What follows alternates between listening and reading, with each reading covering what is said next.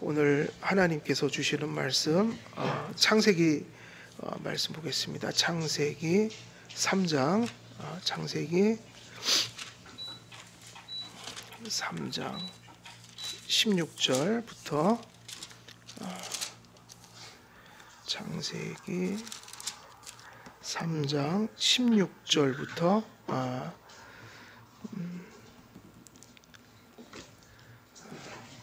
19절까지 같이 읽도록 하겠습니다. 16절부터 19절까지입니다. 함께 읽겠습니다. 시작.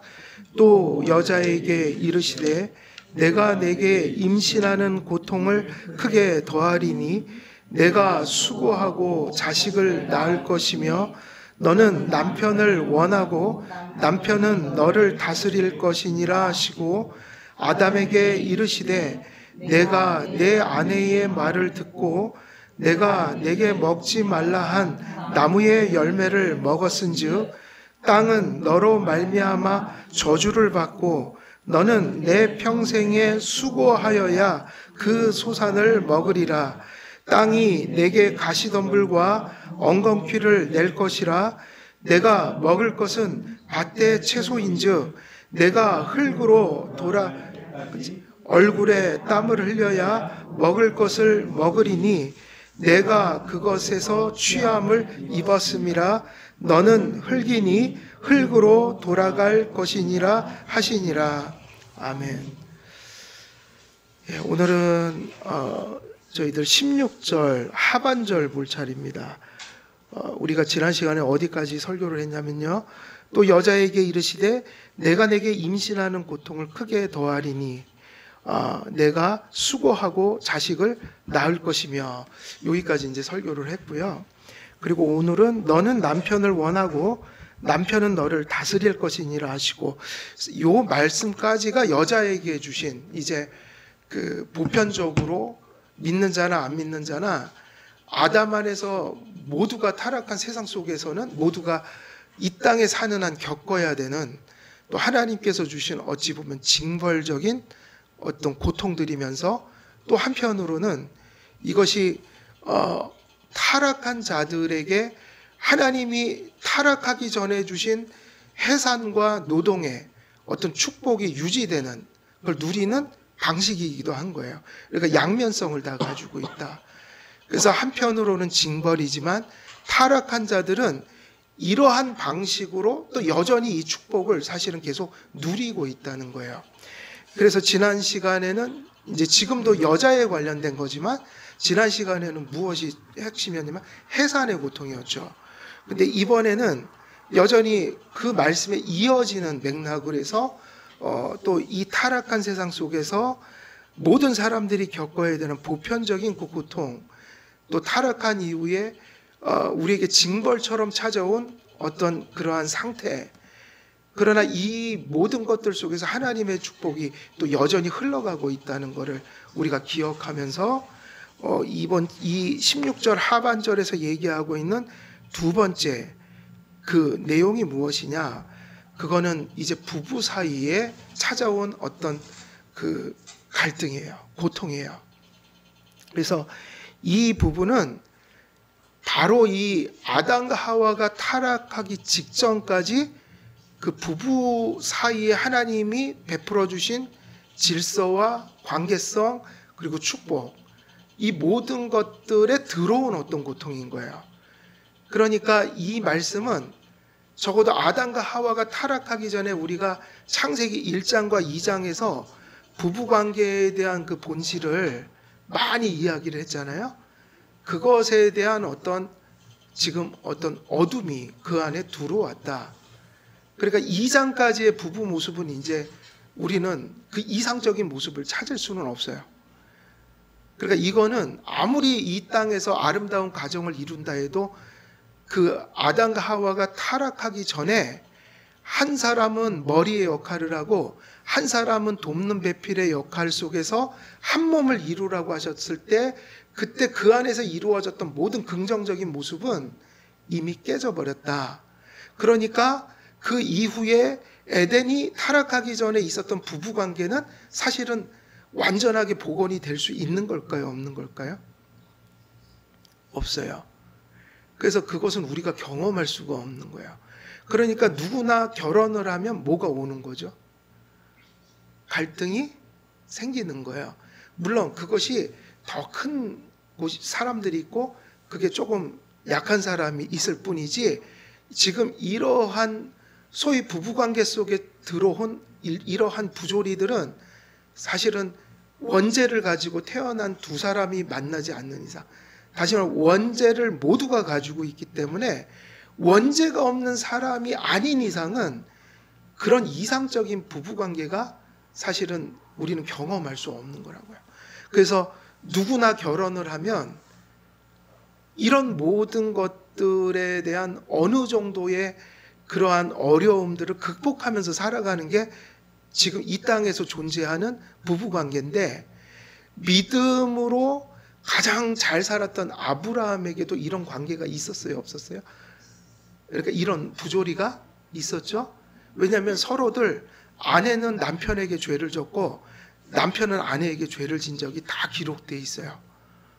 뭐 예를 들면 아브라함이 그 바로하고 또 아비멜렉 있죠. 그 사람이 무서워서 자기 부인을 어떻게 했어요? 누이라고 하고, 사실은 솔직히 말하면 부인을 팔아먹은 거나 마찬가지예요.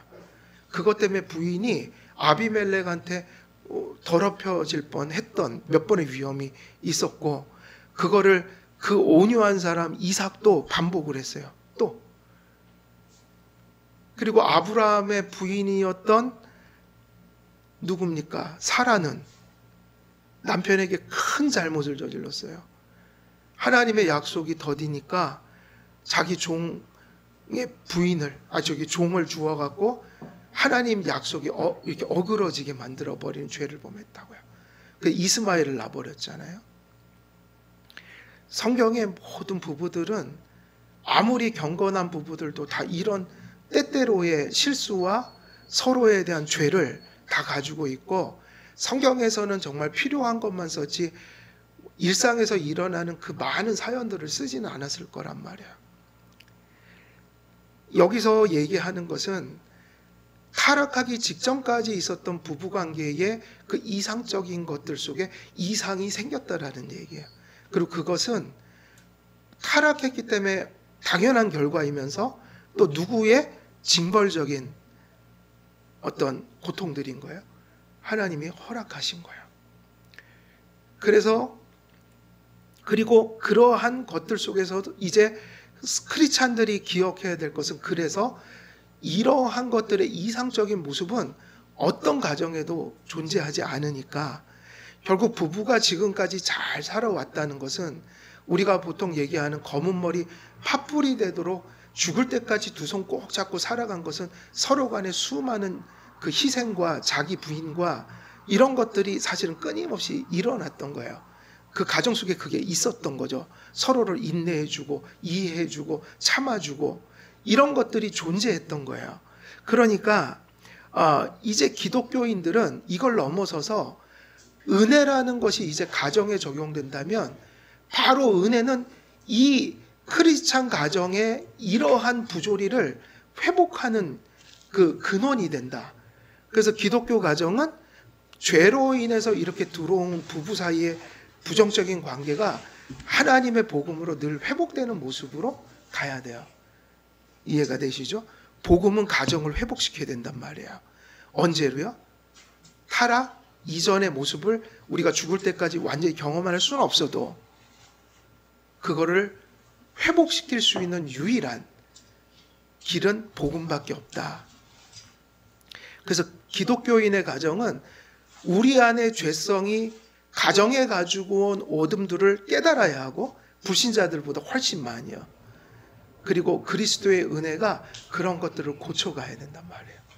하나님의 형상이 회복됨으로, 부부의 심령 속에 그 하나님의 형상이 회복됨으로 우리는 세속적인 의미의 뭐 부부관계 개선 이런 게 아니라, 하나님이 원래 성경에 우리에게 이상과 그 목표로 주신 그 창세기 2장에 있는 모습으로 우리가 이렇게 계속해서 진보해 가야 된다. 그래서 은혜는 뭐를 회복시킨다고 봐야 돼요? 가정을요. 가정에서 특별히 부부 관계를 회복시켜야 돼요. 그렇다면 우리가 잃어버린 것에 대한, 우리가 원래 하나님이 주신 것에 대한 어떤 어둠이 지금 말씀이기 때문에, 그러면 원래 주셨던 모습은 어떤 모습이었죠? 우리가 계속 반복해서 사실 전했던 말씀인데, 그것을 정리하고 가야지 뒤에 말씀이 대비가 되니까 말씀이 이제 이어질 수가 있어요. 원래 그 부부관계의 본질은 뭐라고 그랬죠? 하나님께서 부부관계는 어때야 된다고 가르치셨어요? 그게 2장까지 말씀 계속 반복했던 얘기예요. 항상 남자와 여자는 본질에 있어서 동등하다, 평등하다. 이유는 뭐였어요? 이유는 그들이 하나님의 형상을 가지고 태어났기 때문에 동일한 인간이에요. 동일한 인간인데 하나님이 그거를 반쪽으로 만드셨다는 거예요. 한쪽에는 무슨 성을 부여해 주셨어요? 여성성을. 한쪽에는 남성성을. 부부는 그 여성성과 남성성이 만나 온전한 하나를 이루는 거. 부부는 하나를 이룬다. 한 몸이다. 그럴 때 온전한 자아가 남자와 여자가 만남으로 이렇게 나타나게 되는데, 그렇다면 그러한 평등 속에서 과연 뭐가 없지 않다고 그랬습니까? 질서가. 평등한데 질서가 존재한다. 이거는, 그래서 이게 지금 오늘날 권위주의적인, 남성 우월주의적인 사람들이 되게 많고, 그리고 나머지는 또 어떤 사람들이 대부분이에요? 페미니즘. 그래서 일종의 이게 남녀가 서로 조화를 이루어 가야 되는 사회인데, 지금 계속 정치판은 그걸 조장해 가고 있어요. 그래서 저기 한쪽은 남성, 한쪽은 여성에서 싸움을 붙이고, 남성성이 우월하냐, 여성성이 우월하냐 하면서 이게 헤게모니를 자꾸 만드는 거예요. 그러니까 이 이야기를, 하나님의 말씀을 세상이 받기 힘들어요, 지금은. 이 사고 구조가 이미 틀이 만들어져 있어요. 그게 다 어디서 온 거냐면 권위주의와 페미니즘이에요. 이것이 성경적인 말씀을 못 받게 해요. 그런데 질서가 있다. 평등 속에 질서가 있다. 그러니까 평등 속에 질서가 없는 것이 아니다. 그럼 그 질서는 무엇이죠? 남자는 무슨 역할을 하라고 그랬죠? 남자는 머리라고 했고, 여자는 무슨 역할이에요? 조력자라고 그랬어요. 돕는 배필. 근데 이것이 왜 평등한 것을 깨지 않냐면, 남편에게 준 머리라는 것은 일종의 권위인데, 가정에서 권위, 그 가정을 리더해 갈 수 있는 권위인데, 그 권위가 굴림이나 권위주의가 아니라, 그래서 이것은 꼭 가정에만 적용할 건 아니에요. 모든 사회 전반, 모든 것에 다 적용이 돼요. 교회까지도. 이 권위는 굴림이나 권위주의가 아니라 무엇이라고 그랬어요? 책임과 의무로서 자기에게 주신 아내를 위한 책임이었고 의무였고, 그 아내를 통해서 형성된 가정을 위해서 기여하는 책임과 의무로 돌린다면, 그것은 일종의 아내를 사랑하는 하나님이 주신 남편이 가져야 될 태도고 방식이었어요. 그러니까는 타락하기 전에 남편의 권위는 아내를 사랑하는 뭐였던 거죠? 통로였던 거예요. 그러니까 전혀 권위라는 것은 지금처럼 갈등의 요소를 일으키지 않았어요. 물론 환경도 너무 좋았고요. 그때는 모든 게 구비되어 있어서 모든 게 그야말로 낙원이었어요. 그럼 여성들의 역할은 뭐였죠? 아내의 역할은 그 머리 된 남편을 어떻게 하는 역할이에요? 돕는 역할. 왜냐하면 그게 선한 것이었기 때문에 자발적으로 그것을 존중하고 조력하여서.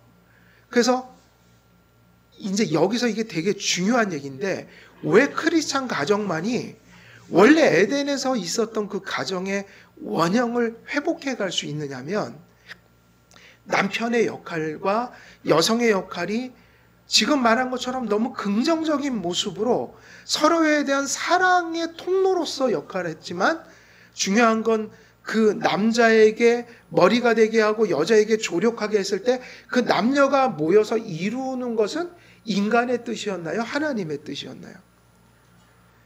그렇게 얘기했잖아요. 너 아담과 하와야 너희들 같이 결혼해서 한 가정을 이어서 내가 너희에게 준 땅을 정복하고 그것을 다스려라 이랬잖아요. 다시 말하면 청지기적인 역할로 세상의 것을 관리하고 또 그것을 일구고 거기서 나온 걸 누리고 이렇게 하라고 그랬잖아요. 그런데 그 모든 게 사실은 누구의 뜻 가운데 있었던 거예요?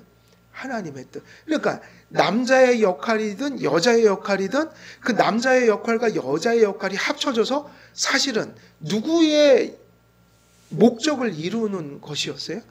하나님의. 그래서 이런 게 아니었다고요? 야, 내가 머리거든? 내 뜻에 이런 게 아니었고, 또 여자가 남편에게 복종한다 해서 그게 단지 남성의 뜻을 이루는 그런 의미로 끝나는 게 아니라 남자나 여자나 그 역할은 합쳐져서 누구의 뜻으로 넘어가는 거예요? 하나님의 뜻으로. 그래서 서로가 서로를 군림하는 의미가 전혀 아니었고 하나님의 뜻을 이루는 일종의 역할이었다고요. 역할, 기능이었던 거예요. 그러면서 그렇게 얘기한다면 원래 에덴에 있었던 가정에는 이 모든 게 구비되어 있죠. 누가 그 가정의 왕으로서 주인으로서 딱 분명히 딱 이렇게 세워 서 계신 거예요? 하나님. 관계가 깨지지 않았잖아요, 그때는. 그게 있는데 불신자 가정은 그래서 아무리 회복되고 세상에 그 소위 우리가 그 말로 표현할 수 없는 아름다운 사랑을 일구어가는 가정들이 안 믿는 가정 속에 많지만 그 가정은 화목하면서도 그들의 가정이 왜 존재하는지 알지를 못한다고요. 왜냐하면 가정의 주인은 누구셔야 되는 거예요? 하나님이셔야 된단 말이에요. 그래서 가정을 진정 복음적 의미에서 회복할 수 있는 건 그리스도인밖에는 없어요. 가정에 그리스도를 모실 수 있는 길은 그 가정이 그리스도인이 되는 길밖에 없잖아요. 그래서 세상에는 너무너무 아름다운 가정도 많아요. 그러니까 가끔 TV 보면 아내가 온 수십 년 동안 반신불수가 되고 거의 식물인간이 됐는데 예수님을 안 믿지만 지극정성으로 그 언약을 깨지 않고 그 아내를 그 옆에서 돌봐주고 이런 사람들 많이 봤거든요. 요즘에는 오히려 크리스찬들이 남편을 버리고 또 남편이 아내를 버려요. 요즘에는 그런 가정들 많아요. 교회 다닌다고 다를 바가 없어요. 제가 보니까 요즘에 대부분의 뭐 연예계 보면 엄청나게 막 서로 가정 깨지잖아요. 연예계 보니까요, 정상적인 가정보다 깨지는 가정이 더 많은 것 같아요. 보통 한 3년, 10년 지나면 반드시 다들 깨지더라고요. 보니까 기사가 올라와요. 인꼬 부부처럼 뭐 막 산다고 그러다가 갑자기 깨졌다는 소리가 들리고. 근데 깨지는 가정이 안 깨지는 가정보다 훨씬 많은 것 같아요. 근데 그들이 하나님을 안 믿을까? 그렇지 않아요. 요즘에는 그게 별 의미가 없나 봐요. 근데 우리가 그걸 깨달아야 돼요. 그 세상에서 보여주는 그 아름다운 사랑도 사실은 그렇게 아름다운 부부의 애로 모범을 보여주지만 한 가지 그 가정들이 회복할 수 없는 게 뭐냐면 누구를 그 가정의 주인으로 모셔드릴 수가 없어요. 그래서 에덴으로 복원이 안 되는 거예요, 그게. 그러니까 하나님 모시고 서로 평등한 모습으로 존중하며, 그러나 가정에 뭐가 있어야 된다는 거죠? 질서가요. 근데 그게 깨져버렸다, 타락으로 인해서. 그러면서 이제 두 번째 말씀이 이렇게 선포되죠. 두 번째 말씀이 무슨 말씀 선포되죠? 16절 하반절에 뭐라고 그랬어요? 너는 남편을 원하고 남편은 너를 다스릴 것이니라. 이 얘기는 되게 부드럽게 번역을 해놓은 거예요. 되게 부드럽게. 뒤에서 보겠지만 원래 이 원뜻은 그런 의미를 넘어서 있어요. 자, 그러면 좀 볼까요? 지금까지 말씀드렸던 게 타락 전의 모습이라면 이제 아담과 하와가 타락한 후 이제 이 뭐가 지금 바뀌어졌는지를 우리가 성경에서 주시해야 돼요. 뭐가 바뀌어졌는가? 타락 후 권위와 조력이란 질서와 역할이 변질됐어요. 여전히 그 질서는 남아있어요. 남자는 머리, 여자는 돕는 배필이다. 그 역할들이 하나님 없는 가정은 타락한 모습으로 그게 최대한 역기능을 하는 모습을 하나님이 억제함으로 하나님의 창조 질서가 세상에 좀 남아있고, 그죠? 남아있는데 그게 성경적이에요? 아니에요. 유교를 봐도 비슷한 것 같지만 또 달라요. 그죠? 우리가 세상에 남자의 가부장제를 얘기하는 게 상당히 창조적 질서에 맞긴 하지만 그것 때문에 또 많은 여성들이 고통을 당해요. 그죠? 그리고 또 우리나라를 보면 또 이게 뒤집어진 모습도 많아요. 완전히 질서가 뒤집어져서 지금의 남자의 모습은 오히려 예전의 여성들의 모습 비슷해요. 아내가 군림하에 사는 것 같아요. 군림. 남편은 약간 노예나 종? 그래서 무조건 네 마님 그러면은 그냥 좋은 남편. 근데 그것도 제가 볼 땐 성경적 모습은 아니에요. 그게 다 어디서 배운 거냐면 드라마에서 배우고 TV 같은 데서 왜 그런 거 있잖아요. 오늘날의 남편상. 근데 보면 되게 모든 거 다 막 부인한테 다 내주고 근데 성경적 질서는 또 아닌 것 같고. 그러니까 결국은 지금 이 문화가 보여주는 가정상 절대로 TV, 드라마 이런 거 보고 가정을 꾸려가면 안 돼요. 그게 학습이 되면 안 돼요. 우리는 뭐를 생각해야 되는 거죠? 성경이 남편을 뭐라 얘기하고 아내의 역할을 뭐라고 얘기하고 그러니까 성경적인 것을 기준을 삼아야지. 그래서 예전에는 공초가 그러면은 공초가들이 보통 이제 이렇게 세상으로부터 약간 그 이렇게 놀림받는 사람들. 근데 지금은 공초가는 어떤 의미예요? 1등 남편. 내가 딸이 있다면 공초가가 이런 남편에게 제일 먼저 줘. 근데 저는 그건 옳지 않다고 봐요. 제가 딸을 시집 보내면 사위한테는 절대로 우리 딸들 저기 상처 주지 말라 이렇게 얘기하고 또 딸들에게는 너 남편의 권위를 인정하고 사는 저희 얘기는 할 거예요. 아무리 내 딸이지만. 그런데 이게 오늘날은 기준을 잡기가 너무 힘들어요. TV나 뭐나 책이고 뭐고 다 이게 다 깨져버린 거예요. 지금은. 그래서 좋은 남편, 좋은 아내의 모습은 기독교인들은 어디서 찾아가야 되는 거죠? 어디서 찾아야 돼요? 성경에서요. TV가 되면 안 돼요. 근데 나는 오늘날 이 모든 가정의 모습들에 제일 영향 많이 준 건 텔레비라고 봐요. TV. 거기서 드라마 같은 데서 자꾸 이게 보편, 대중화. 그럼 다 저렇게 사니까 우리도 저렇게 살아야 된다. 근데 그건 위험해요. 성경적이지 않아요. 다시 말하면 무엇이 변질됐는가? 타락 전과 타락 후의 차이가 뭔가 그러면 첫 번째가 어디로부터 시작되는 거죠? 타락과 타락 후의 가정의 모습에 가장 그 변질됐다라고 할 때 그 가장 첫 번째 기준은 뭐가 바뀐 거예요? 하나님이 그 가정에서 떠나가 버리셨어요. 더 이상 행위 언약을 파기한 그리고 여전히 하나님을 믿지 않는 가정 속에 하나님은 계시지 않습니다. 그렇게 하나님이 떠나가실 때 그 가정 속에 하나님의 창조 질서의 희미함이 이 세상 제도 속에 남아있긴 하지만 윤리 속에 남아있긴 하지만 무엇은 사실은 완전히 파괴되고 변질됐어요? 권위와 항상 뭐가 짝이죠? 한 사람은 머리고 한 사람은 돕는 배필이다. 권위와 어떤 역할이에요? 조력이요. 조력의 역할. 이러한 질서와 역할이 사실은 변질돼 버렸어요. 창세기 3장 16절 하반절의 그 말씀은 그것을 얘기하고 있어요. 하나님의 뜻이라는 공동의 선을 위해서 남자와 여자가 사랑하고 일치하는 통로와 방식으로 질서와 역할이 그러니까 그 권위와 조력이라는 게 질서인데 사실은 그때는 갈등이 없었던 이유가 권위는 아내를 위하고 조력도 남편을 위하고 서로가 위하는, 그래서 하나를 이루는. 그런데 이제는 그것이 깨지고 사랑이 오고 가는 소통의 방식이 깨지고 무엇이 그 자리를 자리 잡게 한 거예요?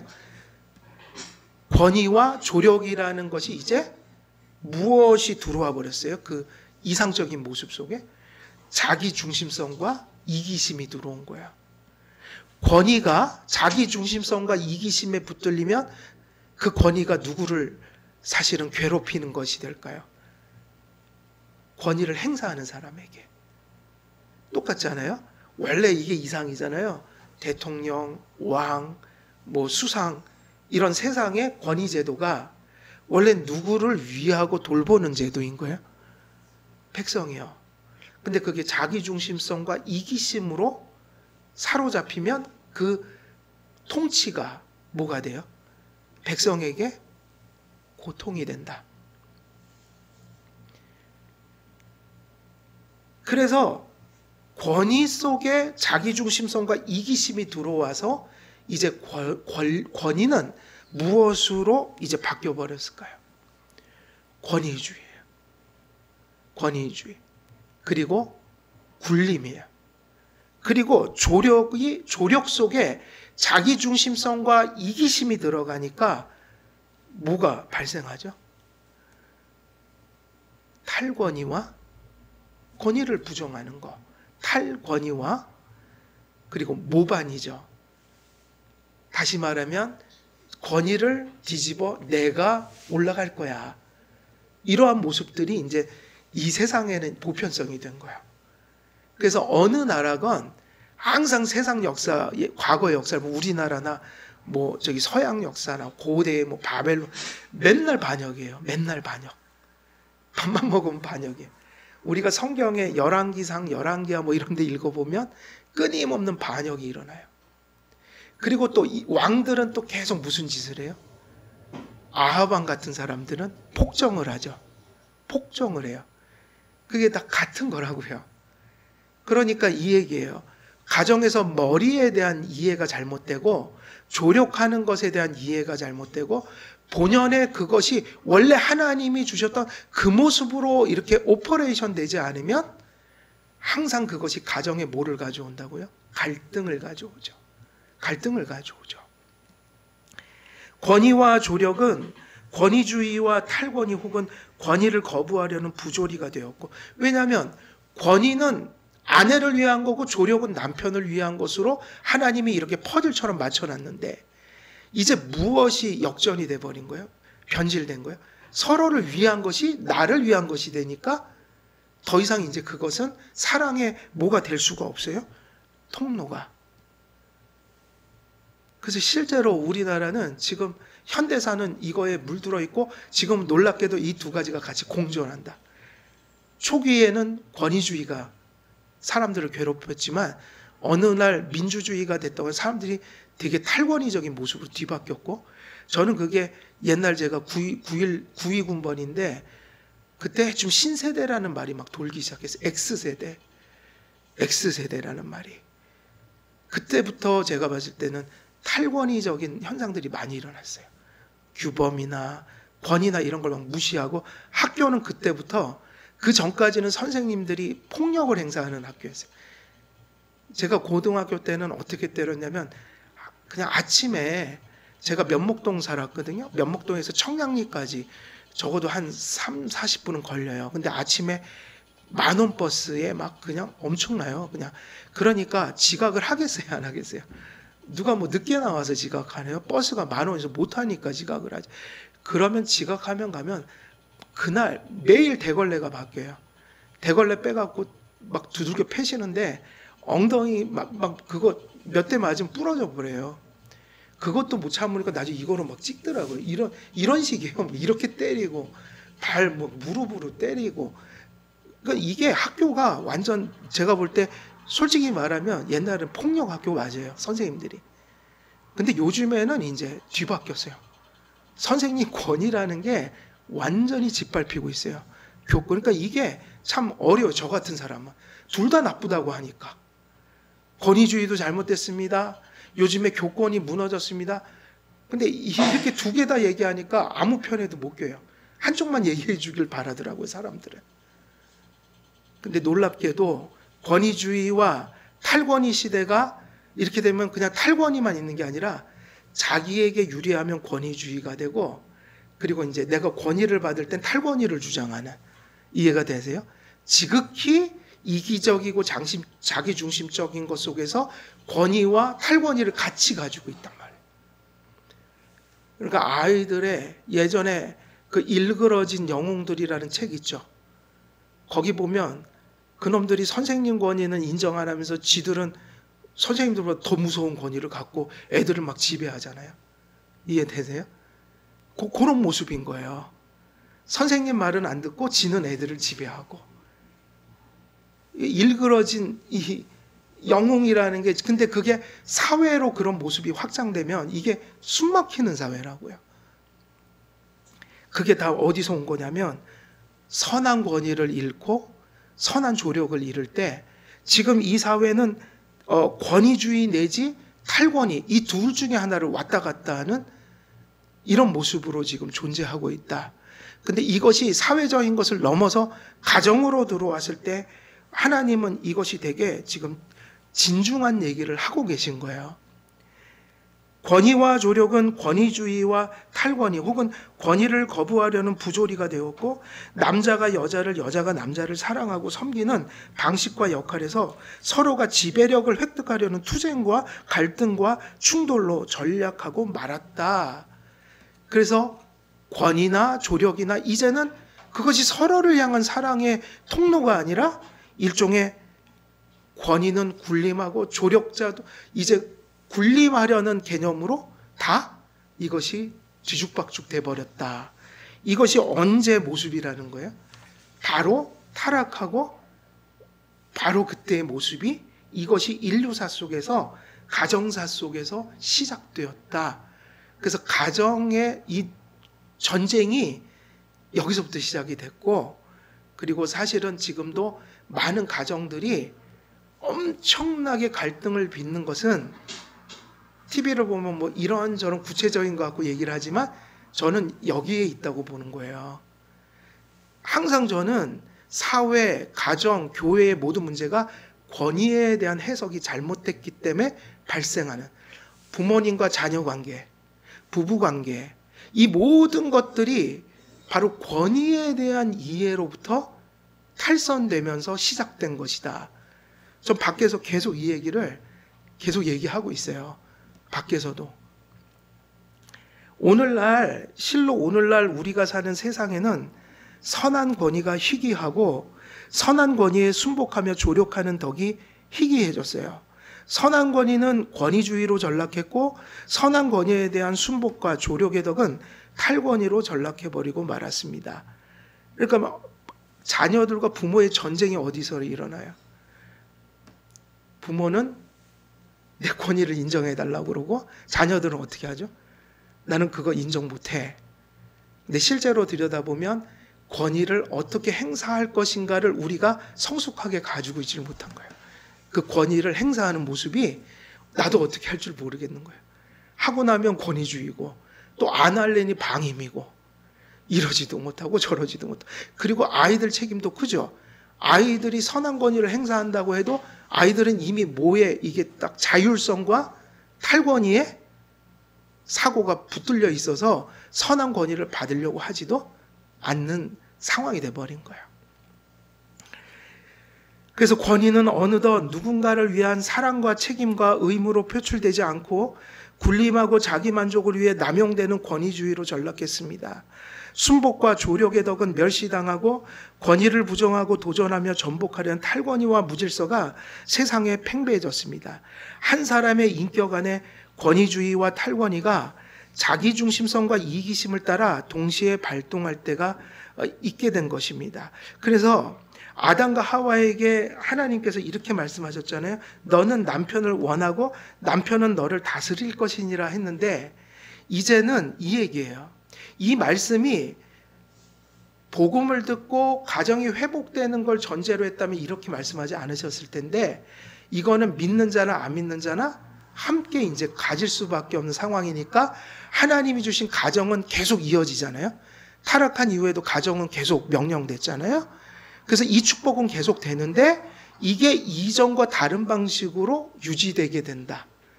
죄성이 그렇게 만들고 있고 죄를 지은 가정들은 이제 적어도 하나님께서 회복이라기보다는 그 악을 억제하실 때 이 정도의 모습으로 사회는 가정을 지탱해 나갈 것이다. 이게 보편적인 악이라는 거예요. 그러면 너는 남편을 원하고 남편은 너를 다스릴 것이니라고 할 때 표준 세번역은 어떻게 번역하는 것 같아요? 훨씬 번역이 잘 돼 있어요. 개역개정보다. 이렇게 했어요. 내가 남편을 지배하려고 해도 남편이 결국은 널 다스릴 거야. 그러니까 여기 뭐가 생긴 거죠? 남편의 다스림이 너무 좋았잖아요. 옛날에는요. 이게 나를 사랑해 주는 방식이니까.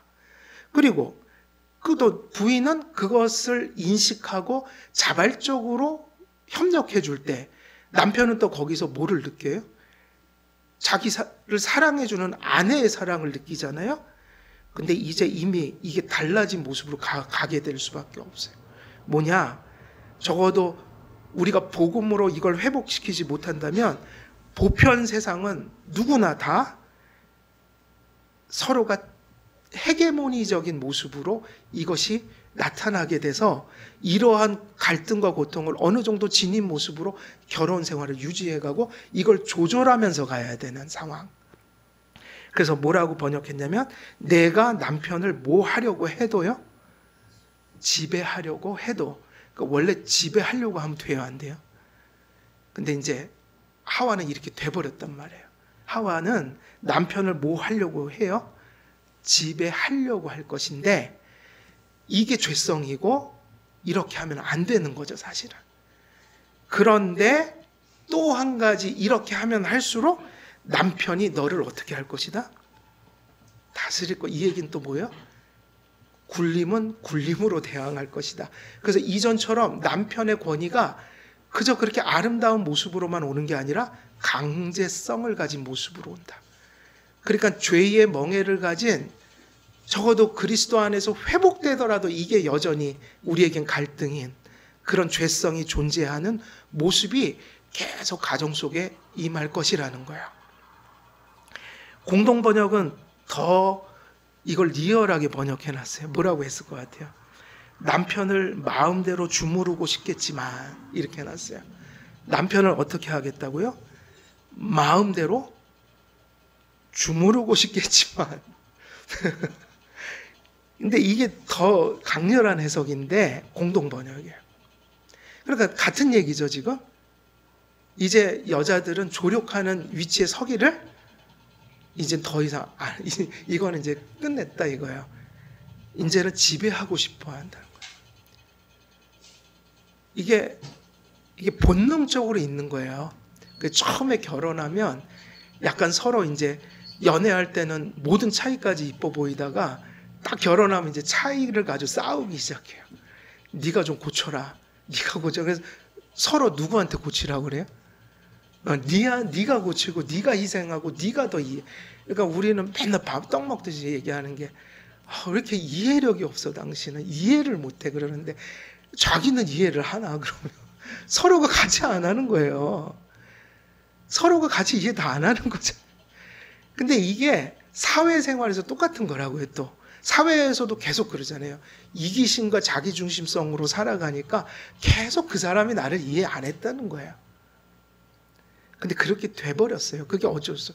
그러니까 우리가 깨달아야 될 것은 우리가 그런 존재라는 거예요. 어떤 사람이 그런 게 아니라 우리가 이미 아담 안에서 원죄를 가지고 있는 한 심지어는 누구 안에도 있어요. 이게 아직 예수를 믿는 성도들 안에도 여죄가 남아 있어서 끊임없이 우리가 어떤 것을 원망하고 비판할 때 우리 안에 문제가 있다는 것을 잘 보지 못한다고요. 자기중심성으로 생각하니까. 근데 이 얘기예요. 남편을 마음대로 주무르고 싶겠지만 이게 되게 안 좋은 모습으로 번역해놨어요. 도리어 남편의 뭐에 들리라? 소나귀에 들리라. 이게 공동번역이에요. 남편을 마음대로 주무르고 싶겠지만 도리어 남편의 손아귀에 들리라 그랬는데, 이게 그 남편의 권위, 처음에 하나님이 지으셨던 권위하고 같은 모습이에요, 다른 모습이에요? 타락하기 전에 그런 표현이 아니잖아요. 권위라는 게 야, 너 내 손아귀에 딱 붙들려서 이런 얘기 아니잖아요. 이미 여자도 남자도 같이 망가져 버렸어요.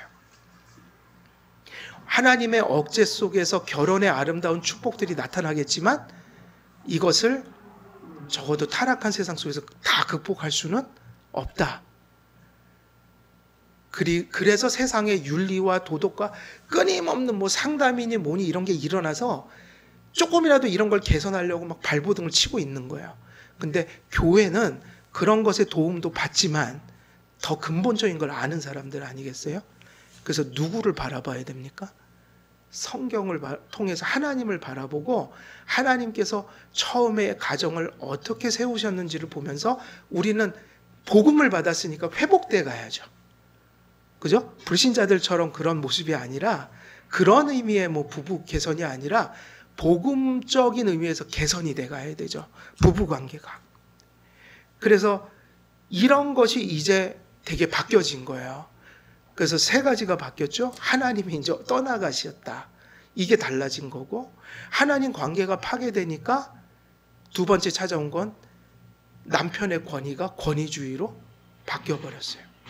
그리고 아내들의 조력은 이제 더 이상 그 모습의 조력자가 아니라 할 수만 있으면 남편의 권위를 내가 가지고 오는 군림하는 자세.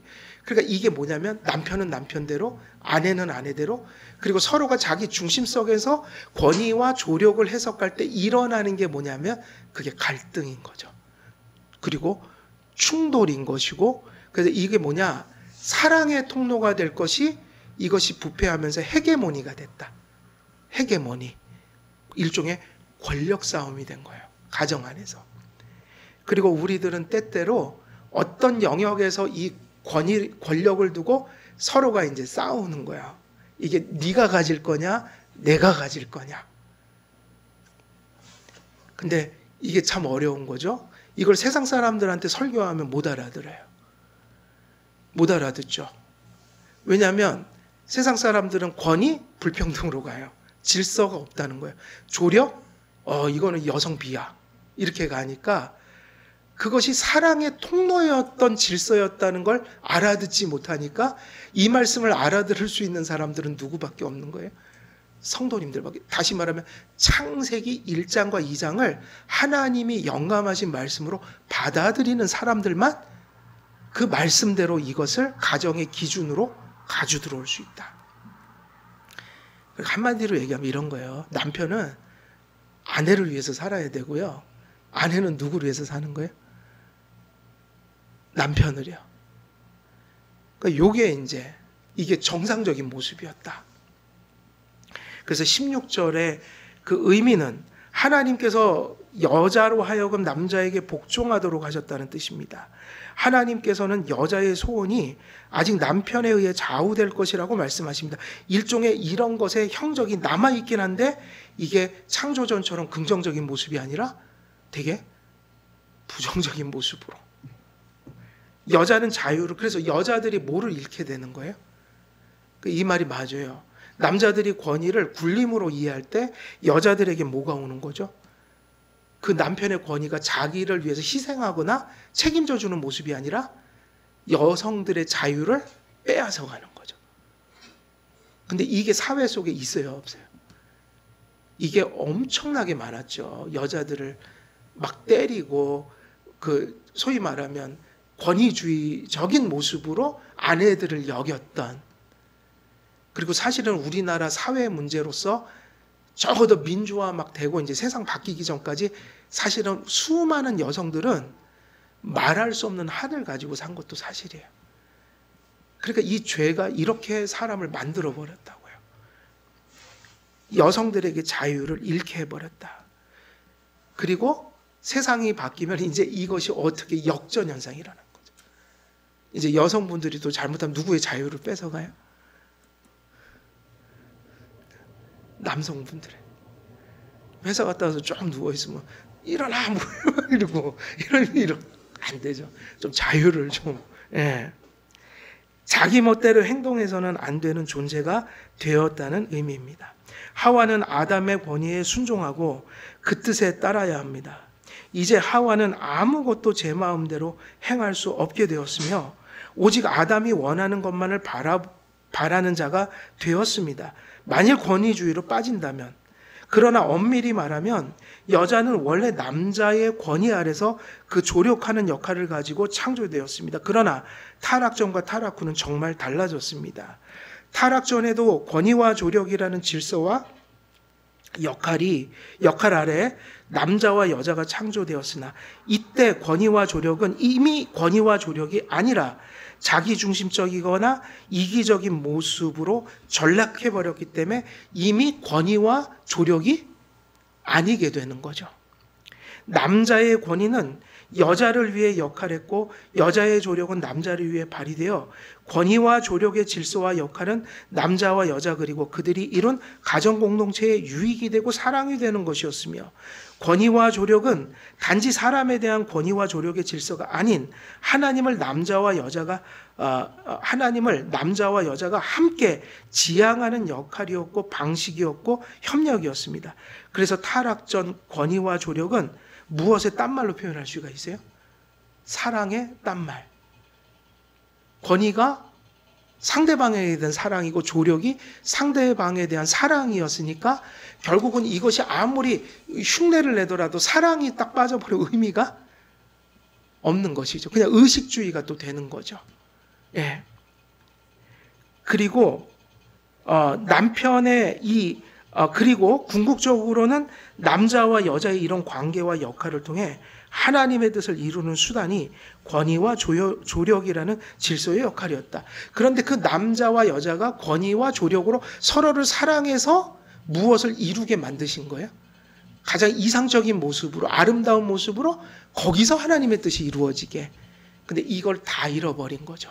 하나님을 잃어버렸고 머리로서의 역할을 잃어버렸고 조력자의 역할을 잃어버렸다.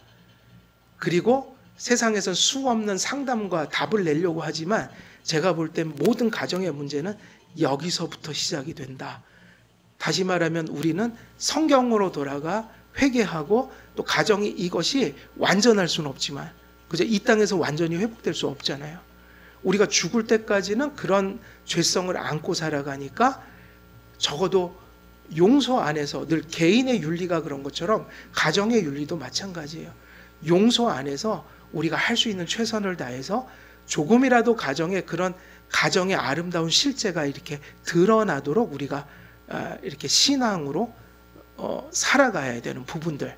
이게 오늘날 이 가정에 대한 말씀을 사실 타락했지만 이걸 없애버리지 않고 계속 하나님이 이 성경에 기록해 주신 그 목적인 거죠.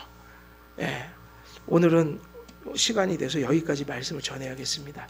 그래서 오늘은 여기까지 말씀을 전합니다.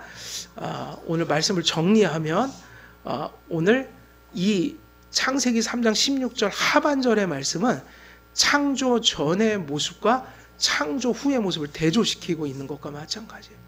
그럼 창조 전에 가정에 있어서 그 일종의 그 핵심적인 하나님이 주신 그 모습들, 가정의 정의라는 게 어떤 거였죠? 남자에게 권위를 주고 여자에게 조력하게 함으로 한 몸을 이루어 그 권위와 조력이 뭐가 소통하는 통로가 돼야 되는 거죠? 사랑이죠. 그리고 그런 모습이 될 때 거기서 누구의 뜻을 이루어드리는 가정이 되냐면 하나님의 뜻을. 근데 상실했다. 이걸 낙원상실. 무엇을 상실했냐? 하나님을 상실했고 그로부터 온 결과는 무엇인가? 그 역할의 형적은 남아있으나 사랑이 떠나갔다. 다시 말하면 권위는 권위주의로 전락했고 조력은 탈권위로 전락해버렸다. 여기서 서로 이 모든 권위와 조력이라는 것을 자기중심성과 이기심 속에서 해석함으로 가정에 끊임없는 어떤 헤게모니적인 갈등과 그런 부조리가 많은 일들을 만들어냈다는 거예요. 그래서 여기서 이제 우리가 중요한 건 뭐죠? 이 아담이 이 보편적인 저주, 이런 징벌적인 말씀을 받기도 했지만 또 아담은 무엇을 받은 사람이기도 해요. 개인적으로 은혜, 언약. 그 얘기는 무슨 얘기죠? 희망이 있다는 거예요. 우리는 복음 안에서 이 일그러진 가정의 모습을 이제 어떻게 해야 되는 거죠? 회복시켜야 되는 거죠. 우리는 복음으로만 이걸 회복시킬 수 있어요. 가정의 이제 목적이 누구로 바뀌어야 되는 거죠? 하나님.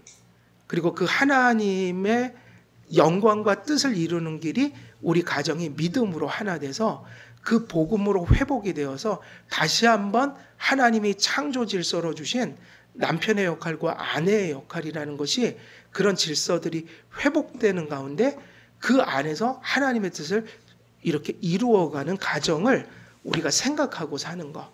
요것이 이제 회복이다. 근데 그것을 회복시킬 수 있는 것이 예수 안에 분명히 있기 때문에 저희들이 이제 나중에 에베소서 말씀 뒤에 지금 설교 뒤쪽에 보면 가정에 대한 말씀들이 너무너무 많이 나오고 대부분이 이런 말씀들이에요. 이런 말씀들이 계속 반복이 돼요. 예. 우리 한길교회 모든 성도님들은 그리스도의 복음으로 이런 하나님의 창조 질서가 회복되어서 가정을 통해서 하나님께 영광 돌리는 그런 아름다운 가정 되시기를 우리 주 예수 그리스도의 이름으로 간절히 축원드립니다.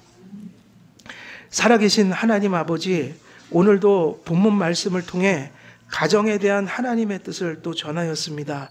말씀 속에서 주신 성경의 원리를 가슴 속에 믿게 하시고 또 우리의 마음 속에 그 말씀이 기억되어 우리의 가정이 하나님 보시기에 아름다운 가정으로 창조 질서를 회복하고 복음으로 생명을 회복하여 주님의 뜻을 이루는 가정으로 변화될 수 있도록 주님 함께해 주옵소서.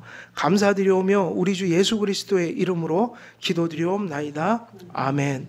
하늘에 계신 우리 아버지여, 이름이 거룩